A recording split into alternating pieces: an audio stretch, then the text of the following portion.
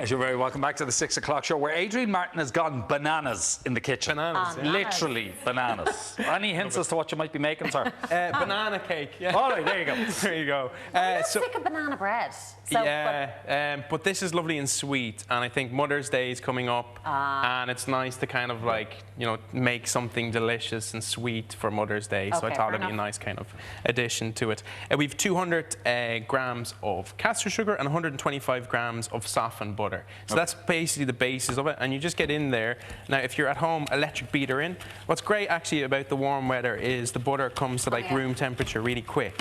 So look, you can just literally mix. Very quick. Yeah, it's really, really quick to kind of mix. The idea of this is you're basically looking to create a pale, fluffy consistency so that you, so that kind of dissolves the sugar, so that you don't get little bits in it. So normally you would keep whipping that for about 5 minutes. It's a great workout as well. Okay, so it's really good. After that, then you go in with 2 eggs. So you go one at a time.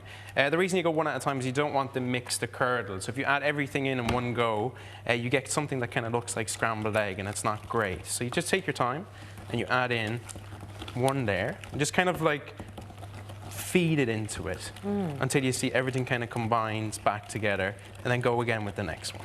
Okay? Okay. So there you go. So just 2 eggs. Just 2 eggs, yeah, not too many in this one, so it's not. And then it's all about kind of the banana flavor. I think it's like you've got 4 bananas mashed up, so it's kind of like the banana and buttermilk give you that lovely kind of tang and sourness to it, but also a lovely kind of natural sweetness then from the banana as well. have you broken the bad news to Adrian yet? That I don't like bananas. Yeah. Sorry, Adrian. Bananas. I'll admit as well, all right? I'll be very honest, I don't like them either myself. I don't like them either myself. I'm just making what the people want, you know? Basically. I'm the only one in my family. What happened to me was a football game years ago, and my dad was like, you need to eat bananas before your match. And he fed me 2 of them, and I got awfully sick during the game. So not for me. There's something about foods coming back up that will put you off them forever. But they're palatable. For me, they're palatable in dishes. I just can't eat them on their own, so I can't. So I have 4 mashed up in here, so you go straight in. So I've just added 60 ml of buttermilk, and we have 4 bananas mashed up. Again, I was saying, like, on their own, I don't like them on their own, but as like something in a dish, they're natural, natural sweetness. Sorry, if once I know that they're. Now, so we have then 350 ml of self-raising flour, or 350 grams of self-raising milk. Okay? I'm pulling myself off with the bananas. Okay, and then we have 1 teaspoon then of baking powder, which gives you kind of aeration as well. So you have self-raising, which will have a raising agent in it, and then you'll have the baking powder, which also has raising agent. So it gives you a lovely kind of fluffiness to it. And what you do is you just mix that together into a greased tin. So you get a nice kind of batter. Now, if this is not thick enough, add a little bit, or if it's too thick, add a little bit more buttermilk to it, which loosens the mixture. You're basically looking for like a drop-in consistency as well, okay? So I'll just show you.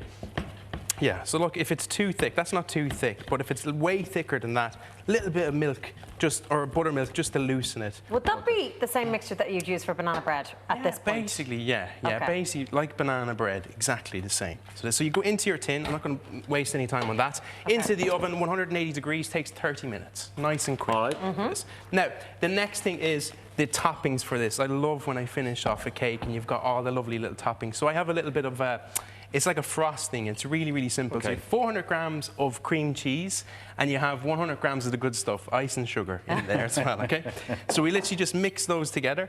And the important thing about this is you beat this with a spoon, and you leave it in the fridge for about half an hour before you top your cake with it, okay? So that you end up with something that's lovely and thick, and the temperature of the fridge just literally combines everything nicely together. It just gives that lovely kind of thick... So if you get your prep in order while the cake is baking, that's in the fridge doing its work as well. Exactly. So this is literally... You can stick that into the fridge now. It's ready once your cake is baking. And then finally, the last thing on the topping is the walnuts. So walnuts on their own are quite like kind of just dry. But I love them kind of candied and sweet. So I go with loads of either honey or golden syrup. One or the other, and quite a bit of this, okay? Over top. And then just mix it together into the oven 10 minutes, and you get these beautiful candied... Okay, can I just ask you, right? Yeah. And if you open that oven while the cake is still baking, to put the walnuts in, Are you going to cause a problem, or do you no. need a separate oven? No, you're not. No, I wouldn't be too worried. I think that's kind of an old myth. Like things like breads and things might be affected, but for this, once it's risen, it's fine. I wouldn't be too panicky about that at all. Okay. Just to finish then, a little bit of, you know, your favorite thing, Martin. Oh, come on. Banana.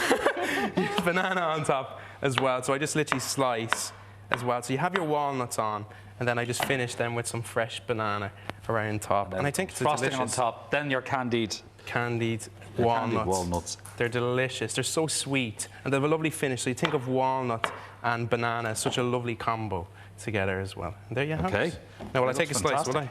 Yeah, it looks great. Like in terms of the visual, there's a massive payoff for a fairly simple recipe. Yeah, it is. It's a simple recipe, not a whole pile of ingredients. I think the more ripe your bananas are as well, the better flavour you get in a banana bread or banana cake as well. Great. So black bananas are always a good thing for a recipe like this. Super. Yeah. So there you go. Gorgeous. All right, well... Yeah. Martin, I'll give you a big slice. Will I? If you want. I'll just pass. I'll keep passing it to the left. Pass it on there. It looks lovely. It looks amazing. Yeah, it's good. It's a good little cake. Looks amazing. Looks fantastic. That is all we have got time for tonight. I want to say a big thank you to all of our guests and to Adrian Martin for tonight's bake. Okay. Karen's going to eat her cake and then she's going MIA tomorrow, folks. Well, pull the sickie because the weather is good, folks. You know She's yourself. getting out in that sunshine. Tomorrow night, myself and Fionnuala Jones will be here chatting with James Kavanagh. Have a great evening and we'll see you tomorrow at 6. Till then, take care. Bye-bye. Well. Oh, good.